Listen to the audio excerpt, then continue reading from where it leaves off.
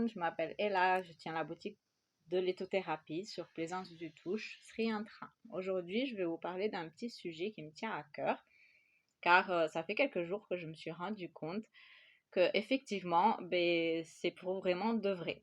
Le sujet, ça va être sur le transgénérationnel, la lignée familiale, où en psychologie, on parle de reproduire les mêmes erreurs de notre famille. Alors pour ceux qui sont un peu sceptique sur ce sujet-là, je vais vous raconter l'histoire de ma famille. Peut-être ça va vous éclaircir, ça va vous aider et peut-être que vous allez pouvoir vous poser des questions justement sur votre vie, qu'est-ce que vous avez vécu et qu'est-ce que votre famille a vécu pour pouvoir les nettoyer.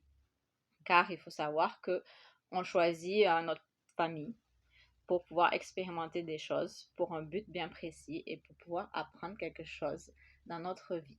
Après, je vais vous expliquer ce que j'ai appris un peu de cette histoire, d'accord? Alors, petite anecdote. J'ai eu ma première fille à 16 ans. J'étais tombée enceinte à 15 ans et son papa, c'était un monsieur qui était assez violent. Et j'avais très très peur de cette personne-là. Il m'avait déjà plusieurs fois dit que si je le quittais, qu'il allait prendre ma fille et la vendre dans une famille très riche pour se faire de l'argent.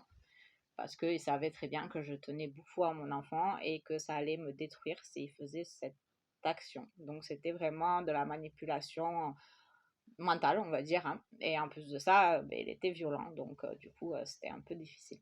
Quand ma fille avait 1 an et demi, je me suis enfuie de Bali. Et une petite famille m'a accueillie sur une autre île. Et je suis restée 7 mois cachée de cette personne. Parce que j'avais très très peur de lui. Et du coup, pour pas qu'il a aucune comme droit de loi sur cet enfant, ma maman l'a adopté avec mon beau-père. Donc du coup, ma fille est considérée comme ma petite sœur car elle tient le nom de mes parents, de ma maman et de mon beau-père. Donc voilà mon histoire. Donc moi j'ai pris fuite parce que j'avais très peur de ce monsieur et ma fille elle a été adoptée par ma maman pour pouvoir pour pas qu'il a de droit sur elle. Donc ça c'est mon histoire, l'histoire de ma maman. Alors elle, à l'âge de 22 ans, s'il me semble bien, est tombée enceinte d'un monsieur qui était un peu gangster, on va dire. Je crois pas qu'il était violent envers elle. Ils ont eu une petite histoire, je crois, pendant 3 mois. Et après, malheureusement, elle est tombée enceinte. Elle a gardé cet enfant parce qu'elle savait pas qu'elle était enceinte, déjà, de un. Et quand mon grand frère est né, pas mon petit frère, désolé, mon grand frère est né, elle vivait dans un appartement en Angleterre et il a envoyé 3 messieurs pour venir le kidnapper. Voilà la petite ressemblance avec mon histoire. Et en plus de ça, mon grand frère, il est né sous X. Donc, vu que ma maman n'était pas mariée, sur son acte de naissance, il n'a pas le nom de sa maman ou de son papa. Et donc, du coup, ma mère, elle s'est enfuie pour venir vivre dans un petit village dans le Lot à Cahors. Et elle a pris la fuite parce qu'elle avait très peur qu'il allait finalement la kidnapper. Donc, kidnapper son enfant, désolé. Donc voilà l'histoire de ma maman. Je crois que vous commencez à avoir une petite ressemblance avec la mienne. Maintenant, on va remonter à ma grand-mère. Et oui, ma grand-mère, elle a eu, à 17 ans, elle est tombée enceinte. Elle a eu son premier fils et après elle a eu son deuxième fils avec un gars qui était aussi assez violent. Et il avait pris ses 2 enfants, il les a kidnappés et il lui a rendu le plus petit. Parce que je sais pas pourquoi il a fait ça, une seconde, mais voilà. Et du coup, ma grand-mère, elle a dû s'enfuir aussi, se cacher aussi. Et du coup, elle est repartie vivre en Angleterre. Et mon arrière-grand-père a adopté mon oncle. Donc, du coup, mon oncle était considéré comme le frère de ma grand-mère au lieu de son fils. Ah, vous voyez la ressemblance avec moi. Ma fille est considérée comme ma sœur au lieu de ma fille. Voilà une autre ressemblance. Et aujourd'hui, j'en ai parlé avec ma maman parce que du coup, je lui parlais déjà de la ressemblance de l'histoire de moi et ma grand-mère. Et elle m'a dit, et je lui ai parlé aussi aujourd'hui de la ressemblance avec mon grand frère. Et elle m'a dit, mais attends une seconde, Ella. Je dis, qu'est-ce qu'il y a? Elle me fait, tu sais, ton arrière-grand-mère, Elle était baron et elle a divorcé.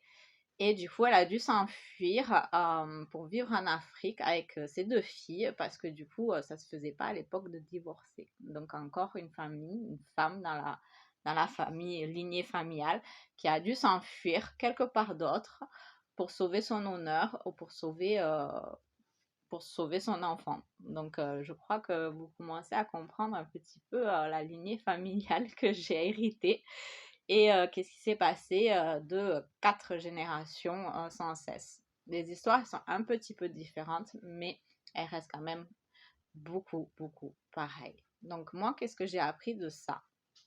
Et moi, ce que j'ai fait, eux, ils ont pris la fuite, ils sont jamais revenus. Ils n'ont jamais confronté les personnes. Et moi, je suis revenue à Bali finalement. J'ai pris le courage à deux mains. Déjà de un, de pardonner cette personne et de plus avoir peur de cette personne et de pouvoir l'affronter et avoir une relation à peu près normale pour mon enfant. Donc voilà ce que j'ai fait pour un peu changer le cours de cette histoire. Et il y a aussi, j'ai appris ben, l'amour inconditionnel, l'acceptation d'une personne qui souffre finalement, parce que s'il est comme ça, c'est qu'il souffre et qu'il a eu une enfance très compliquée, parce que sa mère se faisait battre aussi par son père, et il a vécu ça pendant toute son enfance. Et oui, il a reproduit à peu près les mêmes erreurs, malheureusement. Donc c'est ça que j'ai appris à comprendre un petit peu qu'est-ce qui se passe chez les gens et pourquoi ils sont comme ça et surtout l'amour inconditionnel et pardonner et affronter sa peur d'une personne et se tenir droit dans ses baskets et droit envers la personne pour pouvoir affronter justement comment on va dire, ces genres de personnes-là. Donc voilà, mon petite histoire. J'espère que ben, du coup, vous allez peut-être pouvoir trouver des ressemblances ou pas ou peut-être vous poser des questions, ben, qu'est-ce que ma famille a vécu et qu'est-ce que moi je vis en ce moment. Et en prenant conscience de ça aussi, ben, du coup, si vous regardez qu'est-ce que votre parent a vécu plus tard, à partir de votre âge, et vous faites la chronologie et le futur, vous pouvez même peut-être voir un petit peu qu'est-ce qui pourrait vous arriver. Donc, je crois que c'est comme ça aussi qu'on lit dans le futur, parce qu'on reproduit les mêmes erreurs de nos parents, on reproduit les choses que nos parents ils ont fait.